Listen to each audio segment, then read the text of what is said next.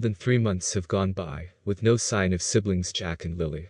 Searches through the woods have been conducted by law enforcement, and days later held a briefing, saying they believe the children may no longer be with us. If they wandered into the woods, then they were exposed to all sorts of elements. It would be hard for 2 young children to survive on their own out there. However, what if something else happened in the house?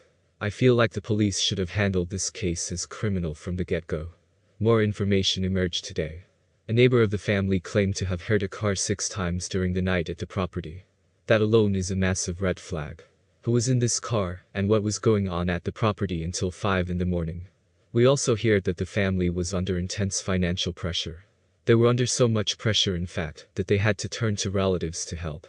Like many lower-tier workers at the mill, Daniel had been cut back to 1 shift a week during the spring thaw, because of an annual ban on heavy logging trucks on soggy local roads.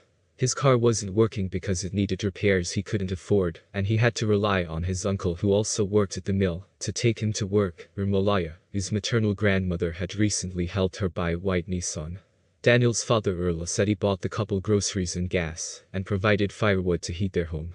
Daniel, however, denied having many problems, and had claimed to friends that he was getting into investing and turning his life around after a divorce. Other means of cash flow had also been cut off. In recent months, child support payments from Jack and Lily's biological father had stopped after he lost his job. Maleyha's monthly Canada Child Benefit Check, or baby bonus, which under federal guidelines would be about $1,900 per month, was halted because Daniel hadn't filed his taxes, which were due by April 30th. That sounds like quite a number of things going wrong, leading to a lot of financial stress. They also had 3 young children in the house, and Daniel had 2 with his previous partner. It's interesting how much information is coming out all of a sudden, after more than 3 months.